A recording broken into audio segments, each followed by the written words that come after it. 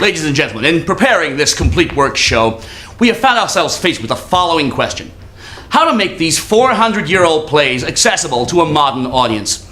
One popular trend is to take Shakespeare's plays and transpose them into modern settings, and we have seen evidence of this with his plays presented in such bizarre locations as the lunar landscape, Nazi concentration camps, and Sharjah. In this vein, Jess has traced the roots of Shakespeare's symbolism in the context of a pre-Nietzschean society through the totality of a jejune circular relationship of form, contrasted with the complete otherness of metaphysical cosmologies and ethical mores entrenched in the collective subconscious of an agrarian race. So we now present Shakespeare's first tragedy, Titus Andronicus, as a cooking show. Good evening, everyone! Good evening, gourmets! And welcome to Roman meals. Now, when you've had a long day, your left hand chopped off, your son's murdered, your daughter raped, her tongue cut out, hello, and both the hands chopped off, well, the last thing you want to do is cook. Unless, of course, you cook the rapist and serve him to his mother at a dinner party. My daughter Lavinia and I will show you how. Good evening, Lavinia. Good evening, Mama. And how are we this evening? Oh, so good. I have my tongue chopped off. I know, it's a pisser, isn't it? But we'll get our revenge, won't we? Now hark, villain. I will grind your bones to dust. And of your blood in it, I'll make a paste. And with that paste a coffin I will rear, to make a pasty of your shameful head. Come, Lavinia, receive the blood. Now the first thing you want to do is make a nice clean incision from carotid artery to jugular vein. Like so.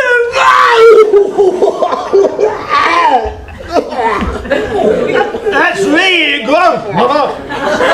Now be sure to use a really big bowl for this, because the human body contains about 4 quarts of blood. And when the tea is dead, which should be right about now, Let me go grind his bones to powder small, and with this hateful liquor temperate, and in that paste let his vile head be baked at about 350 degrees. And about 40 minutes later, you have the loveliest human head pie. Fit to serve a king with lady fingers for dessert. Now, who will be the first to sample this delicious taste treat? Welcome, gracious lord. Welcome, dear queen. Will it please you to eat? Will it please you to feed? It's finger looking good.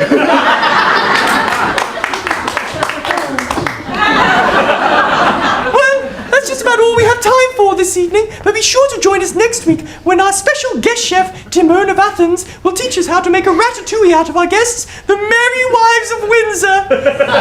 Until then, bon appetit! I hope no one was too offended by Titus Andronicus. It seems that Shakespeare, as a young writer, went through a brief Quentin Tarantino phase. Doubtless, if he were alive today, he would be in Hollywood working on Titus Andronicus 9, Just Desserts. But we shall move on now to explore the genius evident in his more mature work as we present his dark and brooding tragedy, Othello, the Moor of Venice.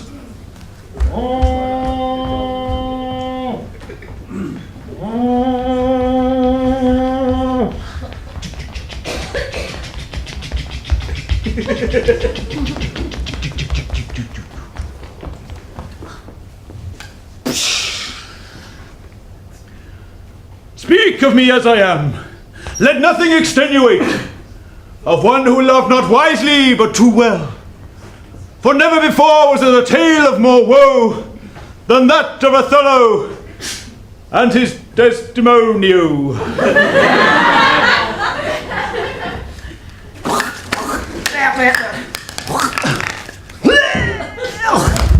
Oh, Daisy! Yeah. Bob, could we have some light, please? Yeah, we left Adam on his own to research this play. It seems he looked up moor in the dictionary and thought it was a place where you tie up boats. In this context, that's totally moronic. In the 16th century, the word Moor referred to a black person. Oh. Do I feel like a dork? Go with the feeling. Now, we obviously face something of a challenge in presenting Othello because the part was originally written for a black man. And Yeah. as you can see, none of us are actually, well, we don't really have the physical Kind of characteristics. racially challenged. It would feel a bit forced, it would lack Skin a certain pigmentation, authenticity. right? It would feel We're honkies. Yes, is basically what we are. Yeah. So the upshot of all this is that due to physical limitations, we will be unable to perform Othello, the Moor of Venice. So we will simply move on. Wait, come on. Look, this Put it up. Just go with me, okay? There you go. Put that on. Hey, Bob, you got a kind of a rap beat we can use up there? Just go with it, okay?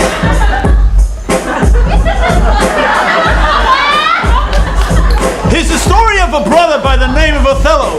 He loved white women and he loved green jello.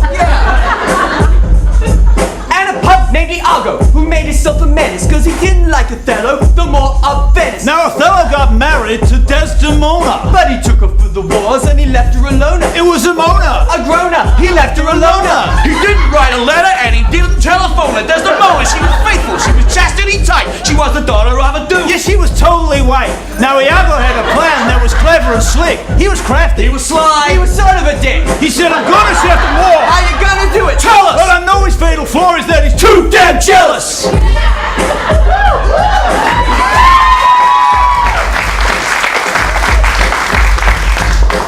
We got this, man. We got this. He says, I need a dupe, I need a dope, I need a kind of a schmo. So we find a chump sucker by the name of Cassio. And plants on Desdemona's handkerchief. So Othello gets to thinking that maybe just if, while he been off fighting, commanding an army, A Desi and Cassie playing hide the salami.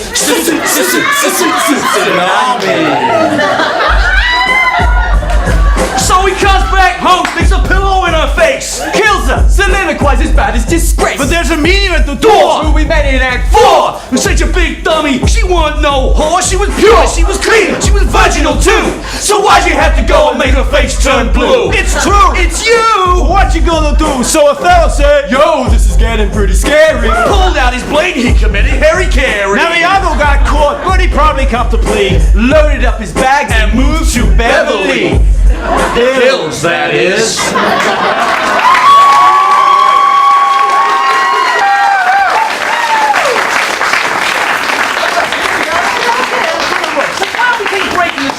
Heavy tragedy. Let's look at the comedies for a while. Oh yeah, comedy, yeah. You see, when it came to comedy, Shakespeare was a genius at borrowing and adapting other plots and devices from other theatrical traditions. Yes, these include the Roman plays of Terence and Plautus, Ovid's Metamorphoses, which are hysterically funny, not, and the rich Italian tradition of Commedia dell'arte. Yeah, so basically, Shakespeare stole every idea he ever had. Stole is somewhat strong, distilled, maybe. Okay, then Shakespeare distilled the 3 or 4 funniest gimmicks of the day and milked them into 16 plays. Well, you see, essentially, Shakespeare was a formula writer, and when he found a device that worked, he used it over and over and over again. So, Mr. Shakespeare, the question we have is this.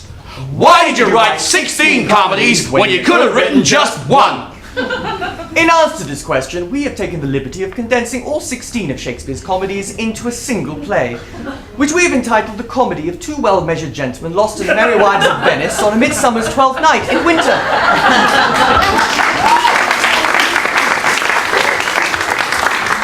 Or, Cymbeline taming Pericles the merchant in The Tempest of Love as much as you like it for nothing. or The Love Boat Goes to Verona. comedy. Comedy! Comedy. A Spanish Duke swears an... Act 1. A Spanish Duke swears an oath of celibacy and turns the rule of his kingdom over to his sadistic and tyrannical twin brother. He learns some fantastical feats of magic and sets sail for the golden age of Greece, accompanied by his daughters, three beautiful and virginal sets of identical twins.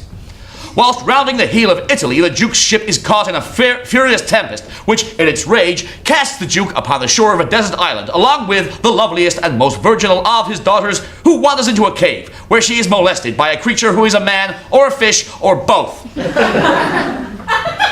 Act 2. Meanwhile, the long-lost sons of the Duke's brother, coincidentally 3 sets of identical twins, have arrived in Italy. Though still possessed of an inner nobility, they are penniless, flea-ridden, destitute shadows of the men they once were, and in utmost extremity are forced to borrow money from an old Jew, who deceives them into putting down their brains as capital on the loan. Meanwhile, the 6 brothers fall in love with 6 Italian sisters, 3 of whom are contentious, sharp-tongued shrews, while the other 3 are simple, airheaded little bimbos.